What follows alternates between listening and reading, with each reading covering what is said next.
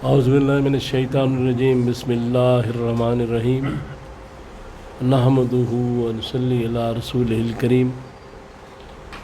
انتہائی قابل احترام سامعین و حاضرین، مجھ سے اچھے لوگوں، السلام علیکم ورحمۃ اللہ وبرکاتہ۔ دروشی پڑھ لیں۔ اللہم صلی علی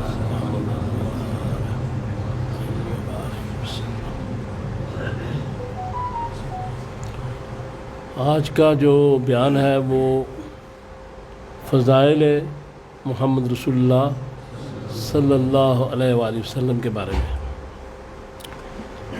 ہماری تو اتنی اوقات نہیں ہے، نہ وہ زبان ہے، نہ وہ گفتگو ہے کہ ان کے بارے میں کوئی بات بھی کر سکیں۔ بہرحال ان کی اجازت سے اللہ تعالیٰ کا حکم ہے، فَنِعْمَتِ رَبِّكَ فَحَدِّثْ، کہ اللہ کی نعمت کا پرچار کرو۔ تو اس سلسلے میں گزارشات ہیں۔ حضور سرور کائنات صلی اللہ تعالیٰ علیہ وآلہ وسلم کے جتنی بھی خصوصیات اور فضائل ہیں، ان میں میری اپنی نظر میں دو بڑی اہم ہیں۔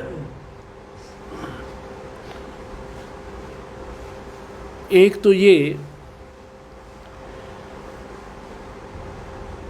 کہ آپ جتنے اللہ تعالیٰ کے قریب ہیں یا قربت الہی آپ کو حاصل ہے، مخلوق کو،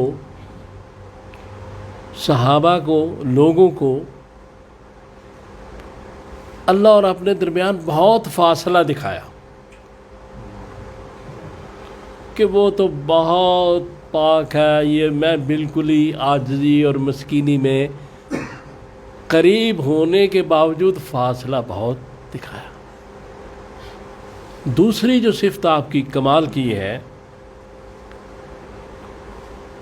کہ آپ عام مخلوق سے بہت اعلیٰ،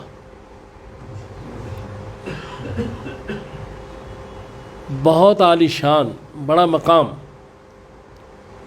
لیکن مخلوق میں اس طرح گھل جاتے تھے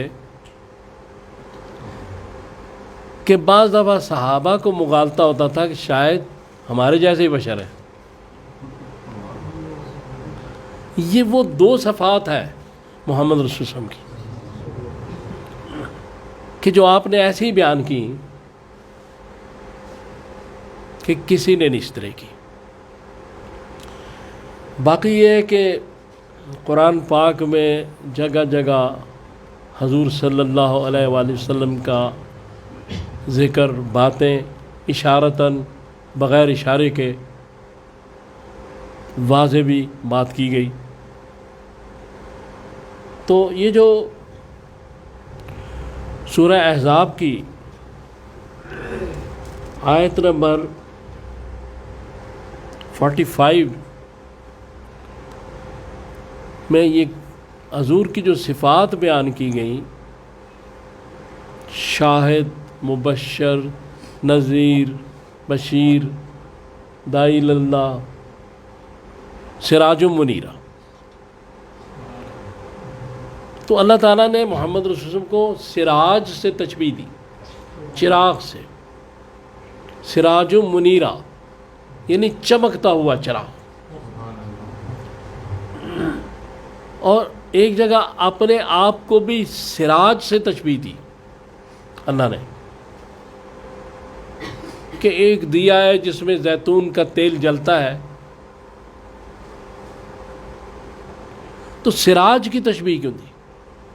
چراغ کی۔ سورج کیوں نہیں کہا؟ حالانکہ سورج کی روشنی تو پوری کائنات پر ہوتی ہے۔ یہ اس لیے کہ سورج خود تو روشن ہوتا ہے لیکن کسی کو روشنی نہیں دے سکتا،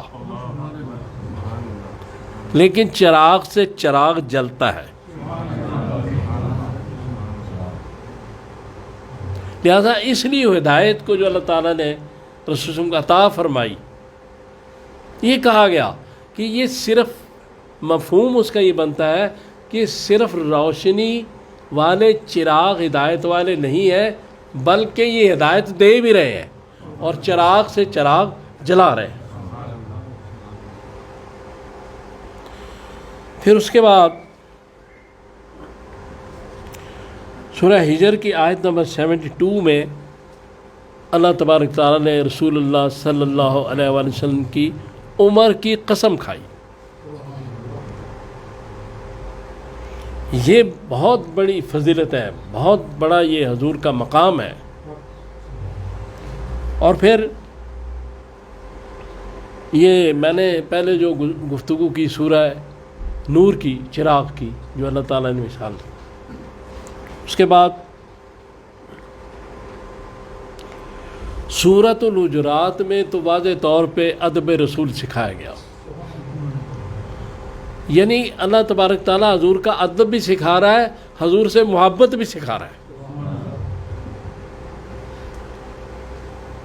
ہمیں سمجھ نہیں آ رہی، اللہ تعالیٰ تو سکھا رہے ہیں، بتا رہے ہیں کہ ادب کیسا، ایسا کرو کہ تمہاری آواز بھی حضور سے اونچی نہ ہو، یعنی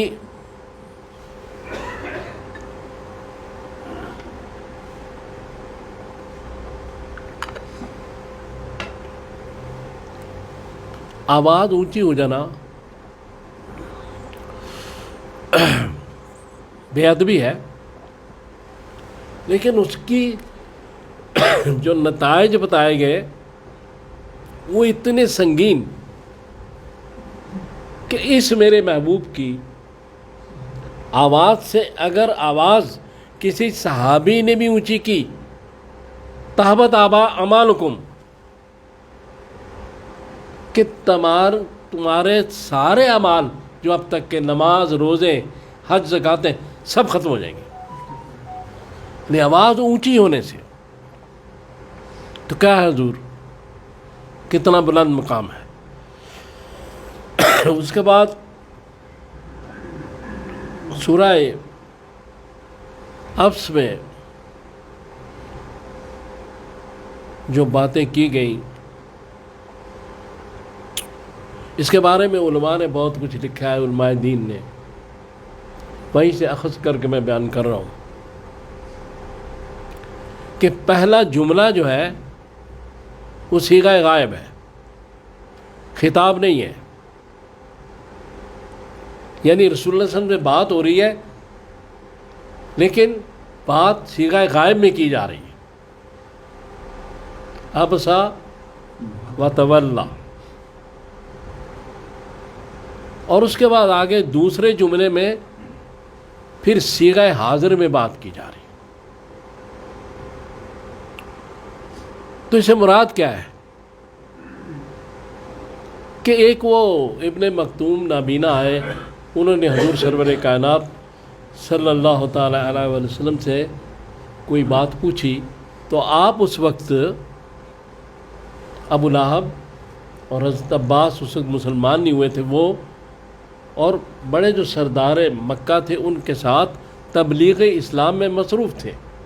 تو آپ کو ذرا یہ ناگوار گزرا کہ یہ تو گھر کا آدمی ہے ابن مکتوم، پھر کسی وقت اس کو بتا دیں گے، لیکن اس وقت جو میں کام کر رہا ہوں کہ بڑے بڑے سردار بیٹھے ہیں، شاید پھر نہ آئیں، تو آج ان کو میں اسلام اور دین کی تبلیغ کر رہا ہوں۔ تو جو آپ نے تھوڑا سا اس طرف دھیان نہیں دیا، تو اس پہ اللہ تعالیٰ نے براہ راست بات نہیں کی پہلے جملے میں، بلکہ یہ کہا کہ اس نے ناگواری کا اظہار کیا اور منہ پھیرا۔ کس نے پھیرا؟ پھیرا تو حضور نہیں تھا، لیکن حضور کے اکرام کی وجہ سے، حضور کی عزت کی وجہ سے اللہ تعالیٰ نے ڈائریکٹ بات نہیں کی۔ اور پھر اس کے بعد دوسرے جملے میں اس لیے براہ راست کی کہ رسول اللہ صلی اللہ علیہ وسلم یہ نہ سمجھے کہ شاید اللہ مجھ سے ناراض ہے تو کسی اور کی طرف اشارہ کر کے مجھ سے بات کر رہے ہیں، لہذا دوسرے جملے میں اس دل جوئی کے لیے براہ راست بات کی کہ آپ کو شاید خبر نہیں تھی اس بات کی۔ تو یہ محبت ہے اللہ کی رسول سے، جو رسول سے اللہ تعالیٰ محبت کر رہا ہے اور ہمیں ادب سکھا رہا ہے رسول کا صلی اللہ علیہ وسلم۔ تو مقصد تو یہ ہے کہ حضور سرور کائنات صلی اللہ تعالیٰ علیہ وسلم اس دنیا میں تشریف لائے، آپ نے جتنے مسلمان کیے کسی نبی نے اتنے نہیں کیے جتنے کام کیے، اور بہت مختصر مدت میں سارے کام کیے۔ اور پھر حضور سرور کائنات صلی اللہ تعالیٰ علیہ وسلم کی ایک حدیث پاک ہے مشکات کی جلد سوم میں، تو اس کا نمبر ہے 5500 یعنی 5500۔ تو اس میں حضور نے یہ فرمایا کہ اللہ تعالیٰ نے مجھے 5 فضیلتیں ایسی عطا فرمائی ہیں، یعنی یہ نہیں کہا کہ فضیلتیں عطا فرمائی بلکہ ایسی عطا فرمائی ہیں جو کسی دوسرے نبی کو نہیں ملی۔ پہلی یہ کہ میں کچھ مسافت پہ ہوتا ہوں دشمن سے تو دشمن پہ میرا روب طاری ہو جاتا ہے، اور دوسری یہ کہ میری وجہ سے اللہ تعالیٰ نے ساری زمین کو مسجد بنا دیا، ساری زمین کو مسجد پاک کر دیا، اور تیسری یہ کہ مجھے اس دن کہا جائے گا شفاعت کرو، اور چوتھی یہ کہ مال غنیمت جو پہلے حلال نہیں تھا وہ حضور کی امت کے لیے حلال کیا گیا اس کو، اور پانچویں یہ کہ تمام عالمین کے لیے نبی اور رسول بن کر آئے۔ چونکہ اللہ تبارک تعالیٰ الحمدللہ رب العالمین سے قرآن کو شروع کرتے ہیں کہ ساری کائناتیں جتنی بھی 1 2 3 10,000 20,000 1 لاکھ جو ہمارے علم میں ہے یہ نہیں ہے، سب کی پرورش میں کر رہا ہوں، اور وما ارسلنا کے اللہ رحمت للعالمین، اور جس کی میں پرورش کر رہا ہوں اس کی رحمت حضور کے ذریعے ہو رہی ہے، یعنی جہاں تک میری عبودیت جا رہی ہے وہاں تک میری رحمت رسول کے ذریعے جا رہی ہے۔ تو 2 شعر میں آپ نے سناتا ہوں، اس کے بعد تعریف کروں، کیونکہ بات تو یہ کہ ہم کر ہی نہیں سکتے نا، تعریف کروں کیسے رسالت مآب کی، اندھے سے کیا تعریف ہوگی آفتاب کی، شان رسول ہو گئی قرآن میں رقم، اب ہم سری کیسے کروں میں الکتاب کی۔ تو اللہ تعالیٰ سے دعا کریں مجھے اور آپ کو توفیق دے کہ میں نے جو باتیں کی ہم ان پہ عمل کر سکیں، حضور کی اتباع کر سکیں، حضور سے محبت کر سکیں، حضور کا ادب سیکھیں۔ صلی اللہ تعالیٰ علی خیر خلقی محمد و آلہ و اصحابہ اجمعین۔